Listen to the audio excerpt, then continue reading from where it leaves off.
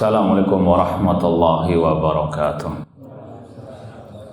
Innal hamdalillah nahmaduhu wa nasta'inuhu wa nastaghfiruh wa na'udzu billahi min syururi anfusina wa min sayyiati a'malina. Man yahdihillahu fala mudhillalah wa man yudlil fala hadiyalah. Ashhadu an la ilaha illallah wahdahu la syarikalah wa ashhadu anna Muhammadan abduhu wa rasuluh.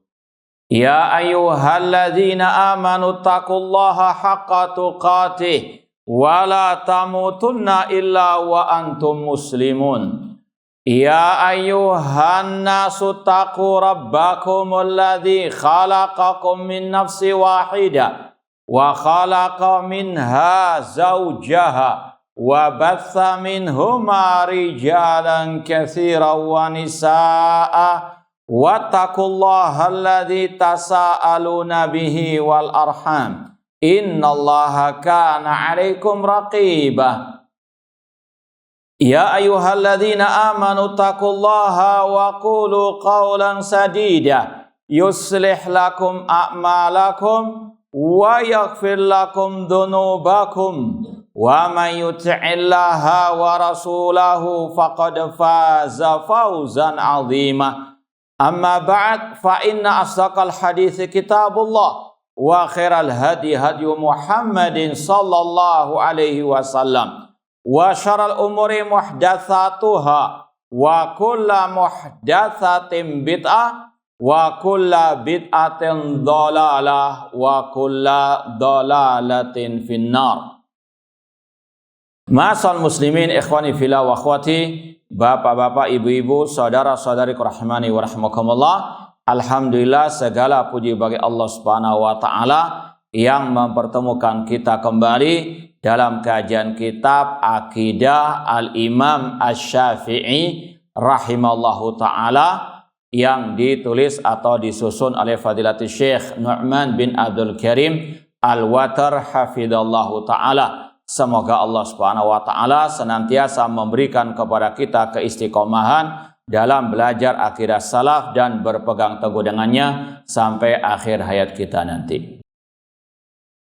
Taib ikhwani fillah wa akhwat rahimani wa rahimakumullah, seperti yang telah kita sampaikan sebelumnya bahwa kajian yang berkaitan dengan intisari akidah Imam Syafi'i itu sebetulnya sudah selesai ya. Ini bagian yang kedua, kalau bisa kita katakan ini bagian yang kedua, yaitu yang berkaitan dengan ulama-ulama mazhab Syafi'i yang di atas akidah salaf, di atas akidahnya Imam Asy-Syafi'i, atau mereka-mereka yang di atas mazhab Syafi'i dalam masalah fikih, namun akidahnya sama dengan akidah Imam Syafi'i, sama dengan akidah as-salaf.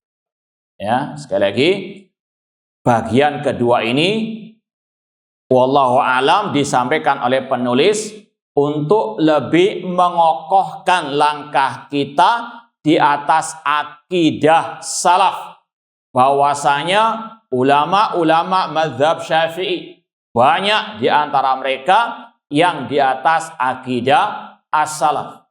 Ini bagi yang sudah di atas akidah salaf, membaca hal-hal seperti ini untuk lebih mengokohkan kita, untuk kita lebih istiqamah di atas manhaj salaf.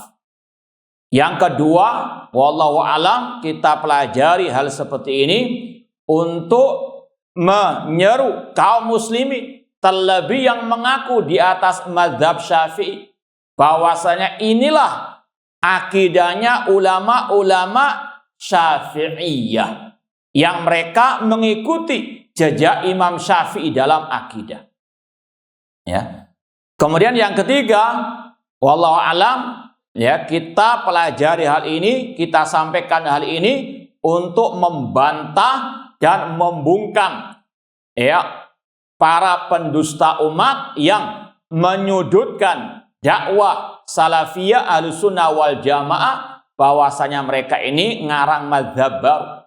Kita katakan kaburat kalimatan takhruju min afwahihim iyaquluna illa kadzibah. Sungguh besar yang keluar dari mulut-mulut mereka, tidak mereka berkata kecuali dusta. Kita tidak berakidah, tidak mengajarkan akidah kecuali akidah yang sudah ada sejak zaman salaf, yang juga dipegang erat oleh Imam Syafi'i dan ulama-ulama yang semadzhab dengan beliau, dan diantaranya murid-murid langsung Imam Asy-Syafi'i rahimahullahu ta'ala.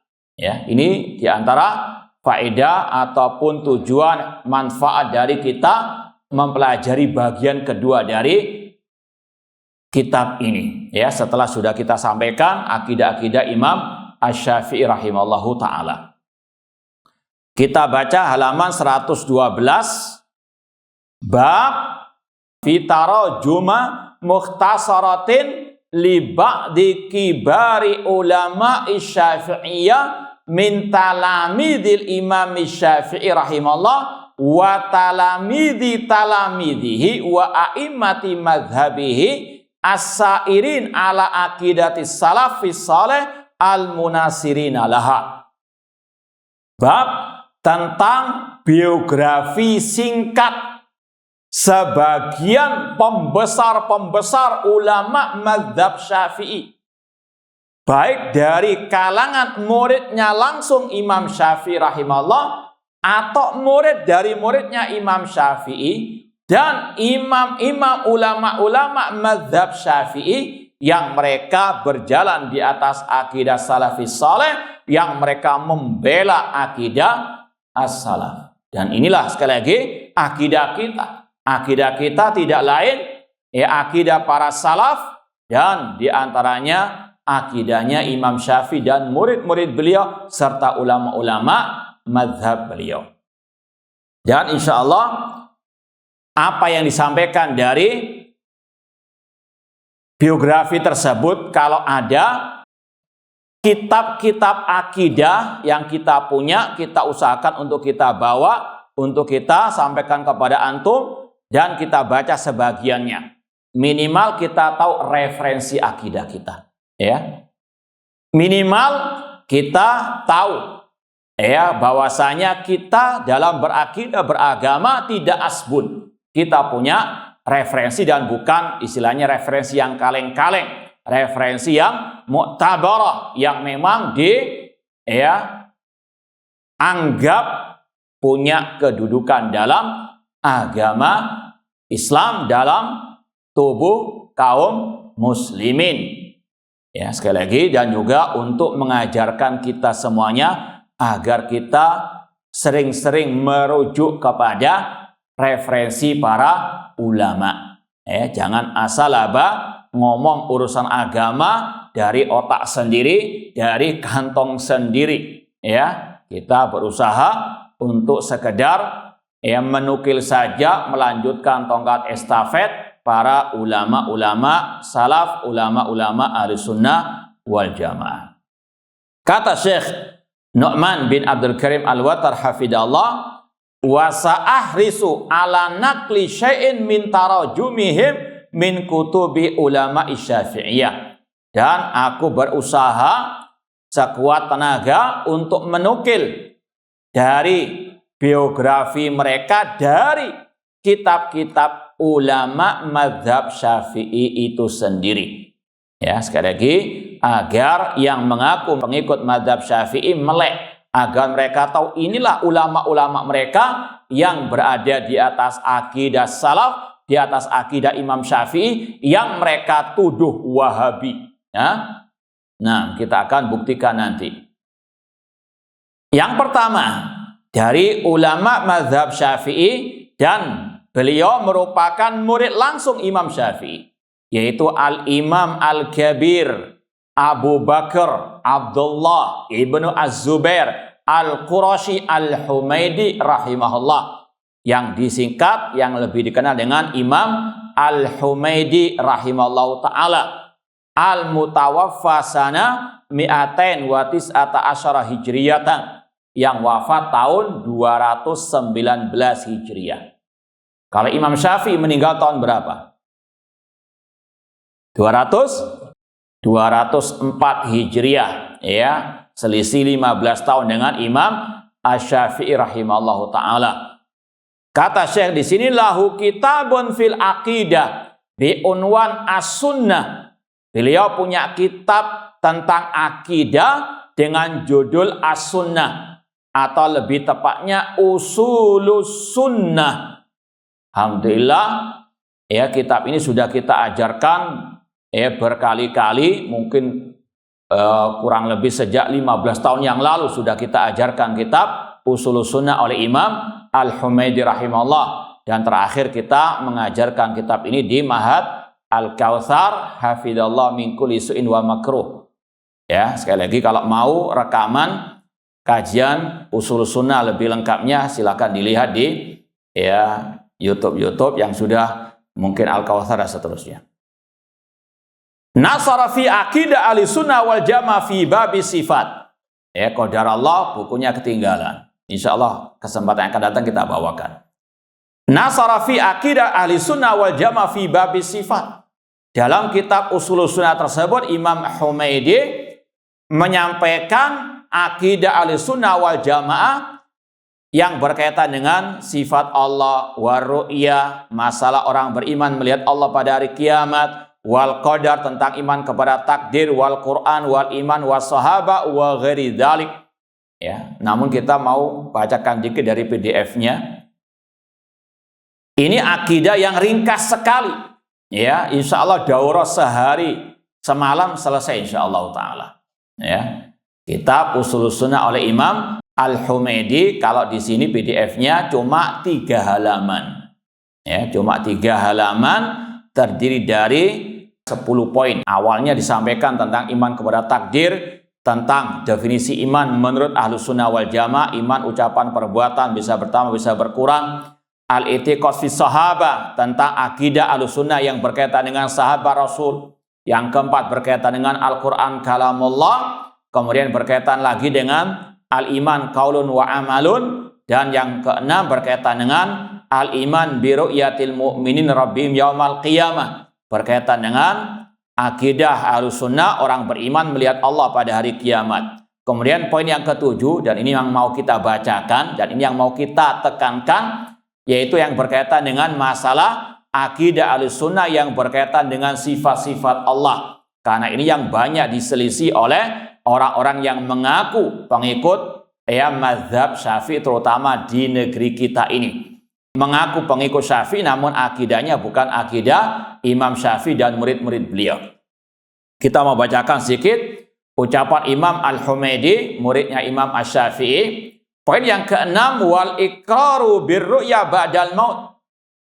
Ahlus Sunnah wal Jamaah mengikrarkan, mengimani orang beriman akan melihat Allah pada hari kiamat setelah kematian mereka. Kemudian poin yang ketujuh, wa manataqa bihil Qur'anu wal hadis, dan wajibnya mengikrarkan, menetapkan, mengimani apa yang disebutkan, yang dikatakan oleh Al-Quran dan hadis. Semisal mislu wa qalatil yahudu yadullah maghlula ghullat aydihim. Semisal firman Allah, orang-orang Yahudi berkata, tangan Allah terbelenggu, terbelenggulah tangan mereka. Di sini Imam Al-Humaidi ingin menyampaikan Ahlus Sunnah wal Jamaah meyakini, menetapkan sifat tangan bagi Allah Subhanahu wa taala, tentunya sesuai dengan kebesarannya. Wa mislu was samawati matwiyatun biyamini.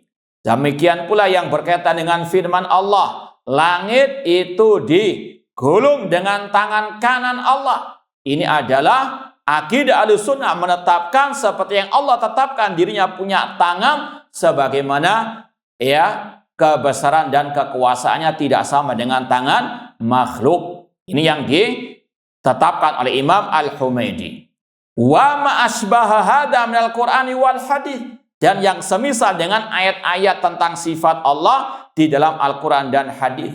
Ini mazhabnya Imam Al-Humaidi wajibnya menetapkan semua yang ditetapkan oleh Allah dalam Al-Quran dan Sunnah yang sahih tentang sifat-sifat Allah.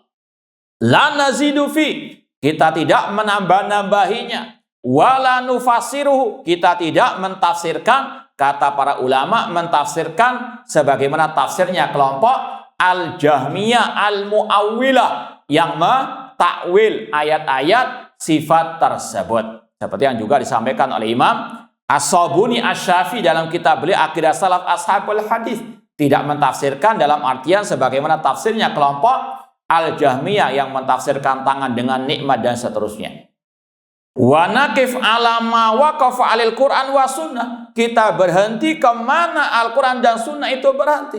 Al-Quran menetapkan Allah punya sifat tangan, sifat wajah, tetapkan tanpa menyerupakan, bagaimanakah tanpa mentakwilkan dan juga tanpa menafikan. Tetapkan sesuai dengan yang ditetapkan oleh Al-Quran dan Sunnah Rasulullah SAW. Wa naqul ar-Rahman 'alal arsy istawa. Kan kita katakan, kata Imam Humaidi, Allah istiwa, yaitu tinggi di atas al-arsy. Wa man zama ghaira hadza fahuwa mu'attilun jahmi. Dan barang siapa yang mengklaim selain yang kita sebutkan tadi, maka dia adalah orang yang mu'attil, menafikan sifat-sifat Allah, dia pengikut kelompok Jahmiyah. Ya, sekali lagi, ini yang disampaikan oleh muridnya Imam Asy-Syafi'i dan sudah kita lewati pembahasan akidah Imam Syafi'i yang berkaitan dengan sifat Allah. Tidak ada bedanya antara guru dan murid, sama-sama di atas akidah as-salaf. Nah, ini akidahnya Imam Al-Humaidi Asy-Syafi'i rahimallahu ta'ala. Wa hadhihi risalah ja'alahal Imam Al-Humaidi fi akhir kitabi Al-Kabir Al-Masyhur Al-Musnad. Sebetulnya risalah tadi itu dilampirkan di akhir kitab beliau yang masyhur, kitab Al-Musnad. Wa qad ishtaharat bainal ulama qadiman wa haditha. Dan kitab Ushul Sunnah tadi sangat masyhur di tengah-tengah ulama sejak dulu sampai sekarang.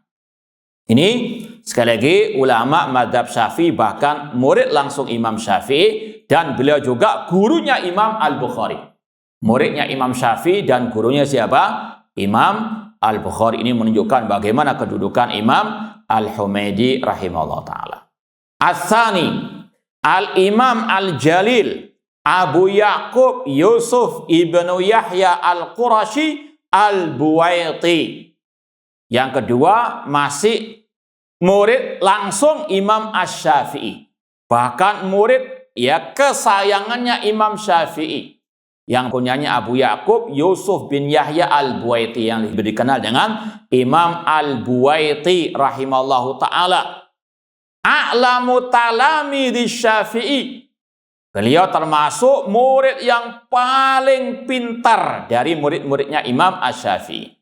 Wa khalifatuhu fi halaqatihi. Dan penggantinya Imam Syafi'i di majelis taklimnya Imam Asy-Syafi'i. Dan ini yang juga dikatakan sendiri oleh Imam Asy-Syafi'i rahimahullah. Beliau Imam Syafi'i pertama mengatakan, laisa ahadun ahaqqa bimajlisi min al-Buwaiti.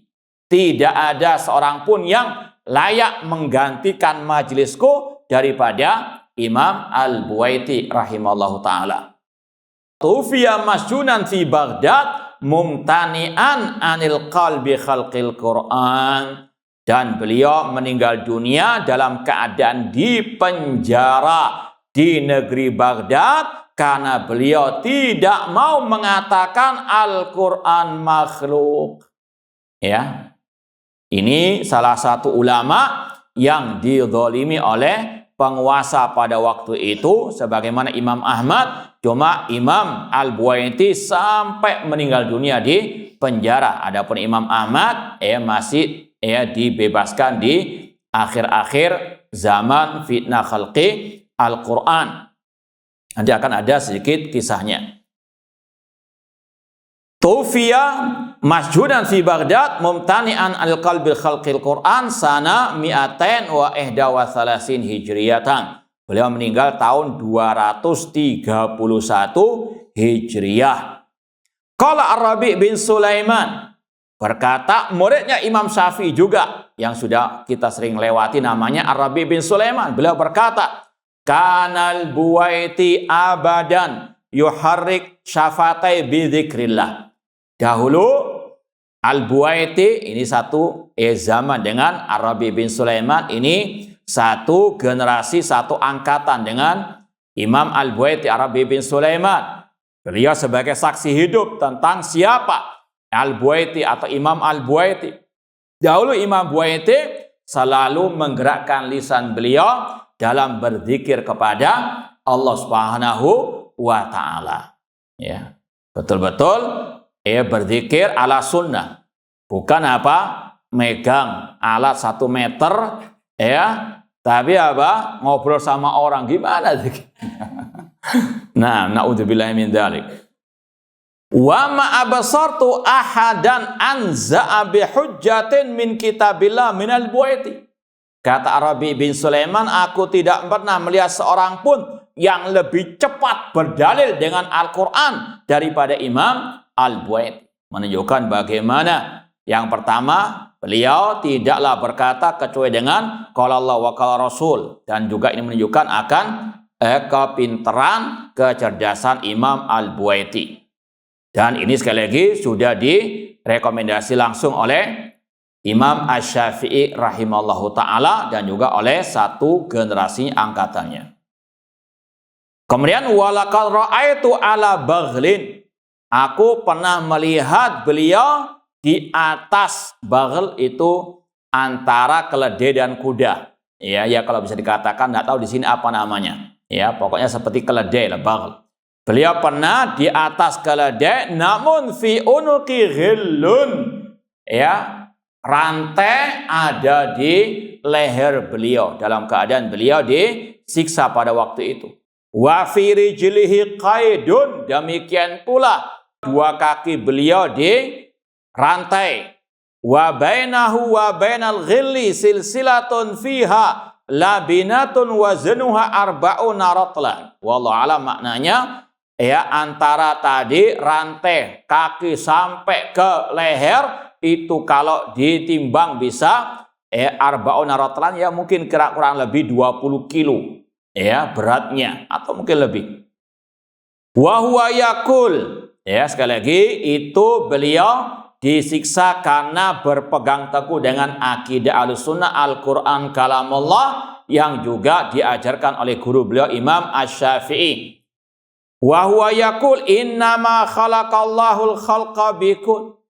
Di antara hujjah Ahlussunnah kenapa Al-Quran dikatakan kalamullah bukan makhluk, di antaranya karena Allah menciptakan makhluk dengan ucapannya kun.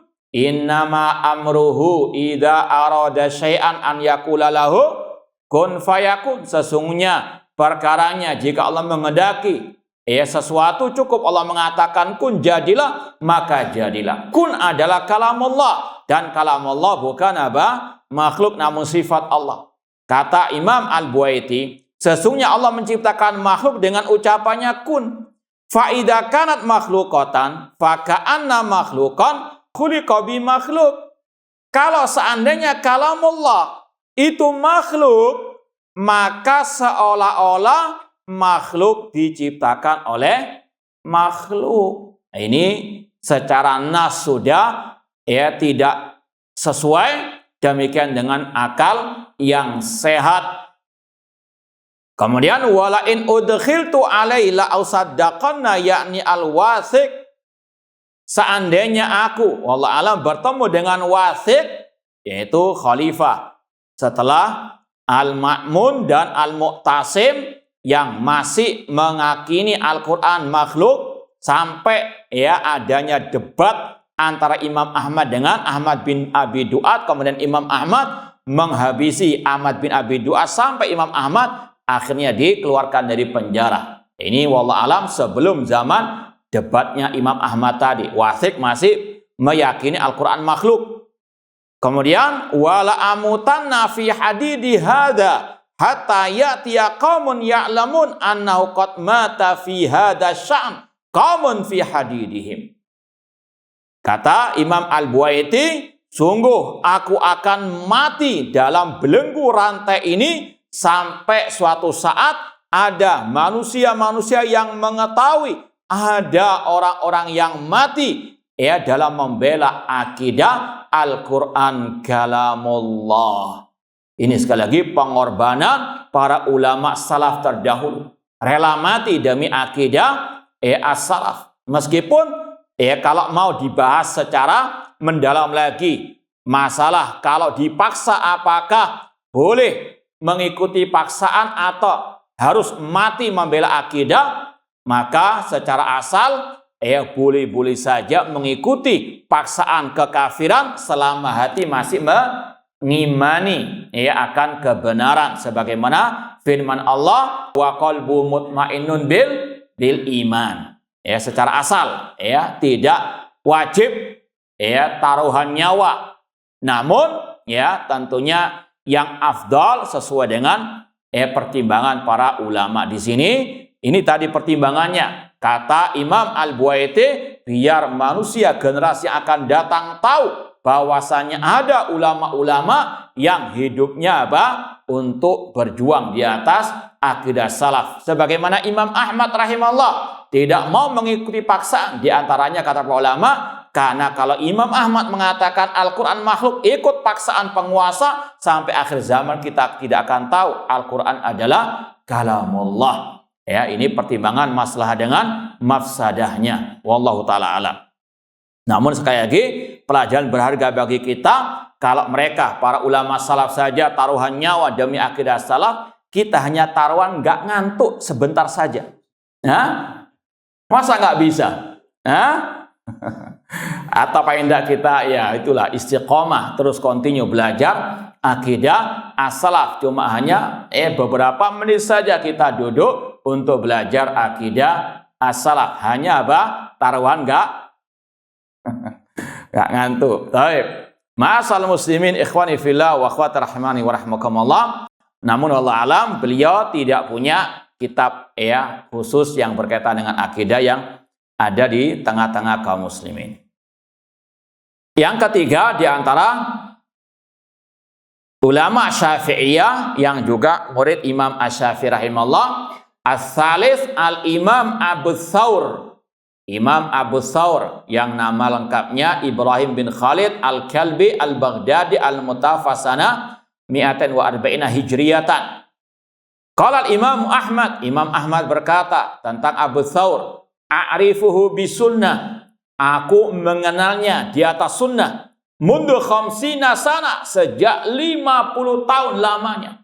Artinya bagaimana keistiqomahan Abi Thawr, tidak mencela-mencela, tidak menyimpang dari akidah as-salaf. Wa huwa indi fi mislahi Sufyan ats-Tsauri, dan dia itu mirip dengan Sufyan ats-Tsauri rahimahullah ta'ala. Alhamdulillah kita juga sudah pernah mengajar kitab akidah Sufyan ats-Tsauri Ma'had Al-Kautsar dan juga yang lainnya. Wasuila Ahmad an mas'alatin faqal lisa'il sal afakallah ghairana. Imam Ahmad pernah ditanya tentang suatu permasalahan agama, beliau pun berkata kepada yang bertanya, tanya, afakallah, semoga Allah memberikan kepadamu keselamatan, ghairana, selain dari kami. Ini tawaduknya para ulama dan Imam Ahmad, kalau memang ditanya tidak tahu, mengisyaratkan kepada yang lebih tahu. Salil fuqaha, tanya para fuqaha, sal Abu Thawr, tanya Abu Thawr. Ini sekali lagi rekomendasi dari Imam Ahmad, sekali lagi yang berkaitan dengan muridnya Imam Syafi'i yang bernama Abu Thawr, dan beliau dalam akidah sama dengan gurunya Imam Asy-Syafi'i rahimahullah ta'ala. Yang keempat, Al-Imam Abu Ibrahim Ismail ibnu Yahya al-Muzani al-Misri, nasiru madhab Syafi'i wa badru samaihi. Imam Abu Ibrahim, nama lengkapnya Ismail bin Yahya al-Muzani, yang paling masyhur dengan nama Imam al-Muzani Asy-Syafi'i, nasiru madhab Syafi'i, yang banyak membela mazhab Asy-Syafi'i, yang paling banyak menyebarkan ajarannya Imam Asy-Syafi'i rahimahullah ta'ala. Al-mutawaffa sana mi'atain wa arba'in wa sittina hijriyah. Meninggal dunia tahun 264 hijriyah. Ya, dari 4 ulama ini semuanya hidup di abad ketiga hijriyah rahimahumullahu ta'ala. Dan Imam Al-Muzani, beliau karena sangat cinta dan betul-betul lengketnya dengan Imam Syafi'i, beliau tidak banyak belajar dari ulama-ulama yang lain. Ya, waktu itu Imam Syafi'i sudah hijrah ke Mesir dan beliau asli Mesir, Misri. Maka beliau banyak mulazamah dari Imam Asy-Syafi'i rahimahullah, tidak banyak berguru kepada yang lain. Dan ini bukan suatu aib, ya. Makanya kalau misalnya ada murid ataupun orang yang belajar kepada sedikit daripada ulama-ulama ahlussunnah, ini bukan apa? Bukan aib, ya. Banyak tapi semuanya ruwet bin jelimet, ngapain? Ya.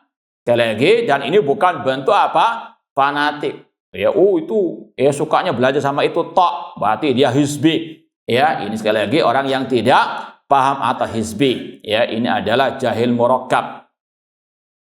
Kemudian kata beliau sahibul kitabil azim. Beliau penulis kitab yang sangat amat berharga, yang sangat agung, Syarhus Sunnah. Ya, alladzi nasara fi aqidah salaf nasran muazzara.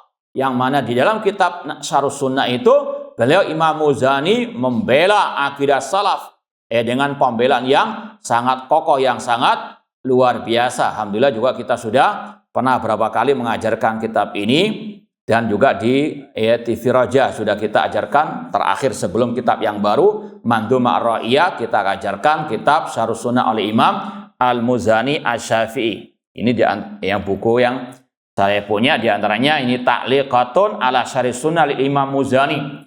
Kitab Syarhus Sunnah Imam Muzani dengan sarah singkat Syekh Dr. Abdul Razak bin Abdul Muhsin Al-Abad Al-Badar, yang sekali lagi tadi sudah kita sampaikan di TV Raja. Kita mau baca sedikit, ya, sekali lagi biar yang ngaku pengikut Syafi'i melek. Inilah ajarannya ulama Syafi'iyah, dan ini murid langsung Imam Asy-Syafi'i, bahkan dikenal dengan pembela akidah dan juga ajarannya Imam Asy-Syafi'i rahimahullah. Terutama kita bacakan tentang masalah tauhid asma wa sifat. Ya, kenapa kalian yang mengaku pengikut Syafi'iyah tidak mau bacakan kitab-kitab muridnya Imam Syafi'i tentang akidah? Ya, kalau mungkin Imam Syafi'i ya sudah, beliau tidak punya kitab khusus langsung yang beliau tulis tentang akidah. Namun murid-muridnya Imam Humaydi punya kitab Ushulus Sunnah tadi, Syarhus Sunnah, Imam Muzani muridnya Imam Syafi'i. Kenapa kok kalian tidak mau mengajarkan akidah-akidah murid-muridnya Imam Syafi'i yang betul-betul apa? Langsung belajar dari Imam Syafi'i. Apakah mereka ini semua sesat? Atau memang nggak sesuai dengan hawa nafsu kalian? Na'udzubillahi min dzalik. Kata Imam Al-Muzani, bahkan di awal kitab, ya, setelah muqaddimah, Imam Al-Muzani mengatakan alin ala arsyihi. Ya, Imam Al-Muzani mengatakan alin ala arsyihi, Allah tinggi di atas arsy-Nya. Ini setelah apa? Muqaddimah, langsung bahas masalah tauhid asma wa sifat, Allah tinggi di atas arsy-Nya. Mana itu pengikut Syafi'i yang ngaku-ngaku pengagum Imam Syafi'i namun tidak mengikuti akidah Imam Syafi'i dan juga tidak mau mengikuti akidah muridnya Imam Asy-Syafi'i. Ya sudah kita sampaikan tadi, ini akidahnya Wahabi. Ya. Apa kalian tidak mau akidahnya Imam Muzani yang sama dengan akidahnya Wahabi? Na'udzubillahi min dzalik. Dan alhamdulillah pernah kita juga tulis makalah singkat mempelajari tauhid asma wa sifat dengan pemahaman salah kalau tidak salah. Dan kita kalau tidak salah sebutkan, nukilkan 10 ucapan ulama Syafi'iyah, di antaranya juga Imam Syafi'i.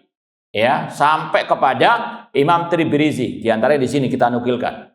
Ya, sekali lagi Imam Al-Muzani di awal kitab Syarhus Sunnah mengatakan alin ala arsy, Allah tinggi di atas arasy-Nya, wa huwa danin bi ilmi min khalqihi, dan Allah dekat kepada makhluknya, kepada hambanya dengan ilmunya.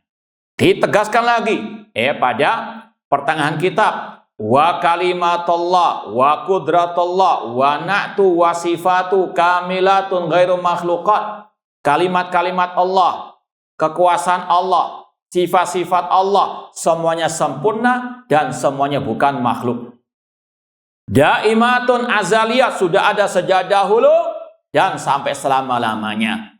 Walaisat bimuhdatsatin fatabit, bukan sesuatu yang baru kemudian dia akan sirna. Walakana rabbuna naqisan fayazid, Allah Subhanahu wa taala tidak pernah ada sifat kurang lalu bertambah.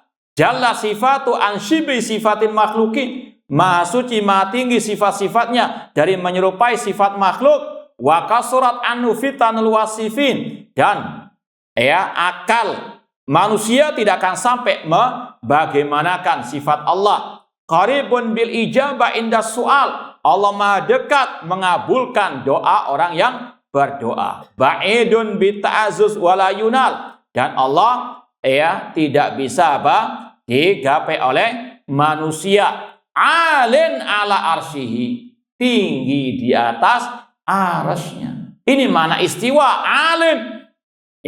Mana itu yang mengaku pengikut Imam Syafi'i yang mengatakan Allah tidak di ruang, tidak di waktu. Kalau Allah dikatakan di atas aras nanti serupa dengan ini, tuduhan kepada siapa? Ulama Syafi'i dan Imam Al-Muzani. Ba'inun min khalqihi, ya Allah terpisah dari makhluknya. Maujudun walaysa bima'dum wala bimafqud, Allah itu ada, bukan tidak ada. Ini bantahan kepada kelompok Jahmiyah dan yang semisal mereka yang mengatakan Allah tidak di ruang, tidak di waktu, Allah tidak di luar alam, tidak di dalam. Lalu di mana? Enggak ada. Ini bantahan. Allah itu ada di mana? Di atas arasnya. Ini dua kali Imam Muzani menegaskan sebagaimana Imam Al-Humaydi tadi. Baik, kita lanjut lagi. Dan kalau mau sekali lagi pembahasan lebih rinci syarah sunnah oleh Imam Al-Muzani dengan syarah Syekh Abdul Razak, silakan lihat di rekaman kajian kita.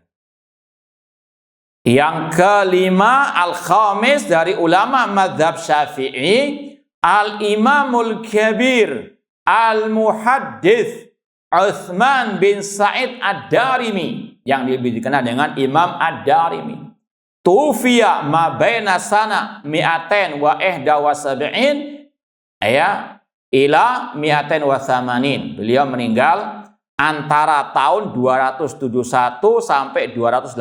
Artinya tidak bisa dipastikan tepatnya, cuman antara itu 271 sampai 280. Sahibul Kitabil Azim, beliau penulis kitab yang sangat berharga, yang sangat agung.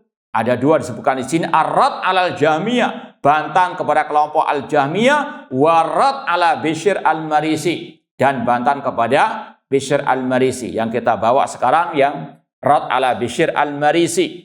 Alhamdulillah dulu pernah kita ajarkan di suatu pondok juga. Kita mau bacakan sebagian ucapan beliau. Ini sekali lagi untuk kita lebih meyakinkan inilah akidah Ahlus Sunnah yang sejati, bukan yang imitasi. Dan ini bantahan tadi kepada salah satu tokoh kelompok Jahmiyah namanya Bishr Al-Marisi. Dan sudah pernah kita sampaikan, ulama salaf banyak buku-buku bantahan mereka. Kata para ulama, bantahan kepada ahli bid'ah, kelompok yang sesat atau siapapun yang menyimpang, itu ada beberapa kategori. Ada bantahan yang terselipkan dalam kitab-kitab akidah seperti tadi Syarh Sunnah Imam Muzani. Memang secara asal itu adalah taksil, pemaparan akidah Ahlussunnah, namun di dalamnya ada juga bantahan, namun tidak secara langsung mungkin, Namun ada juga bantahan yang langsung seperti di sini. Ar-Rad judulnya saja sudah apa? Ar-Rad 'ala Bishr Al-Marisi, Ar-Rad 'alal Jahmiyah. Maka sesat kalau ada orang-orang yang fobi alergi dengan bantahan. Dikit-dikit bantah. Nggak dilihat dulu apakah benar atau tidak isi bantahannya. Cuma kalau dari si fulan itu pasti apa? Wah, dikit-dikit bantah. Sudah alergi. Ini batal haq, ini sombong. Kata Rasul apa? Menolak kebenaran. Sikit-sikit bantah. Kalau mereka boleh. Kalau kita apa? Haram. Kalau mereka apa? Halal. Mereka bantah tanpa bukti, asbul saja halal. Menyebarkan ke medsos tuduhan-tuduhan dosa halal. Namun kita dikit-dikit bantah. Itu Ustaz suka bantah.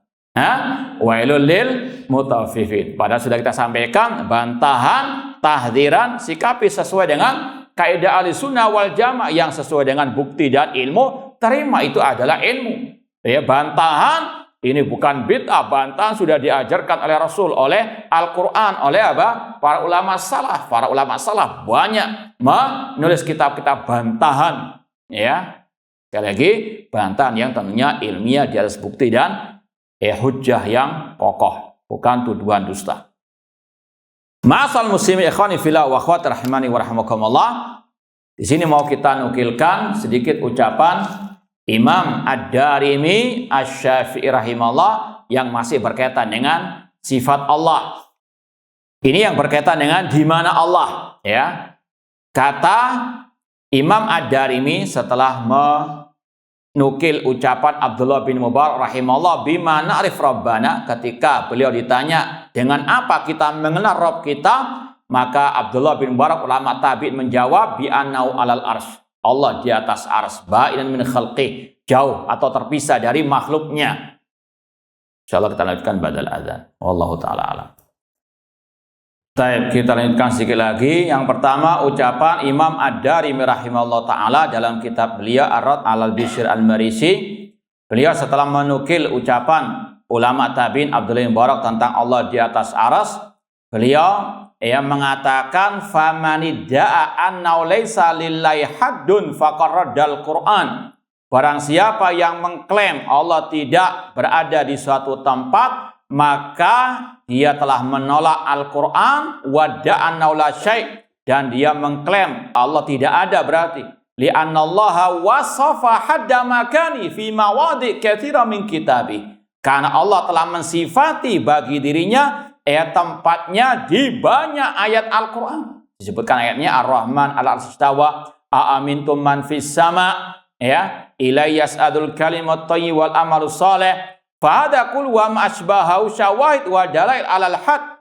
Ini semuanya menunjukkan Allah ada di di atas arasnya. Wa man lam ya'tarif bihi faqad kafara bi tanzilillahi wa jada ayatillah. Yang tidak meyakini Allah ada di atas aras, maka dia kafir kepada Al-Quran dan dia mengingkari ayat-ayat Allah. Kemudian disampaikan hadis-hadis Rasul SAW, meskipun ada yang sahih, ada yang dhaif. Di antaranya yang sahih, yang Rasul bertanya kepada budak perempuan, wa qala lil amati sauda. Rasul bertanya kepada budak perempuan, aina Allah, di mana Allah? Qalat, sang budak menjawab, fis sama.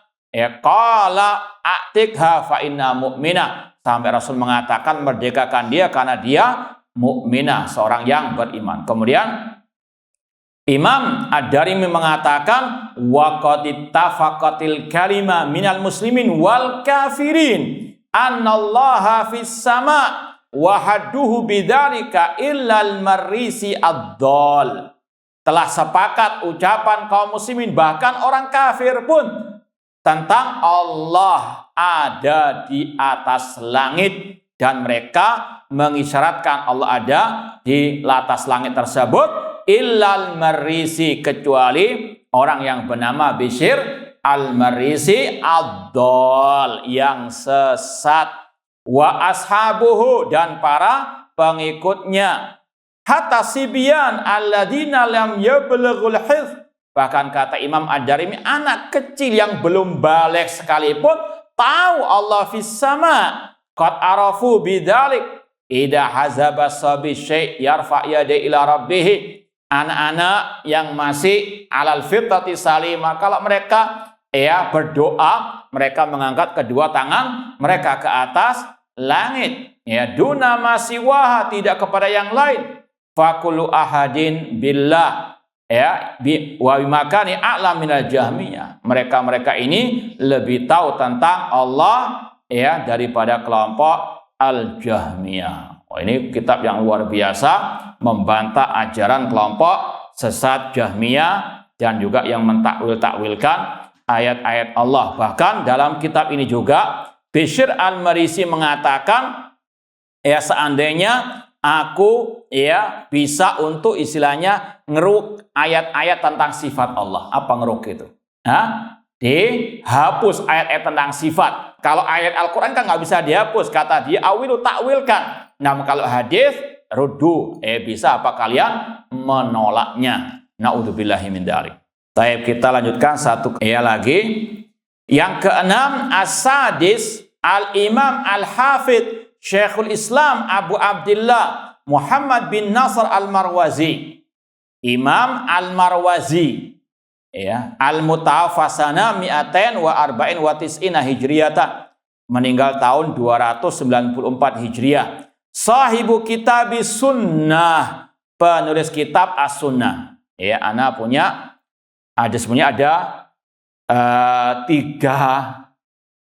cetakan yang anak punya, ya, meskipun ada juga yang fotokopi, cuma ini yang asli. Salah satunya ini, ya, kitab As-Sunnah 1 jilid oleh Imam Abu Abdullah Muhammad bin Nasr al-Marwazi. Sedikit tentang kitab ini agak beda dengan yang kita sebut tadi Ushulus Sunnah, Syarhus Sunnah. Tidak membahas secara lengkap pembahasan seperti akidah-akidah tadi tentang masalah al-iman, masalah ru'yatullah, tentang masalah sifat-sifat Allah. Namun ini berkaitan dengan masalah anjuran untuk mengikuti sunnah Rasul, menjauh dari kebid'ahan, dan yang berkaitan dengan kedudukan sunnah Rasul sallallahu alaihi wasallam.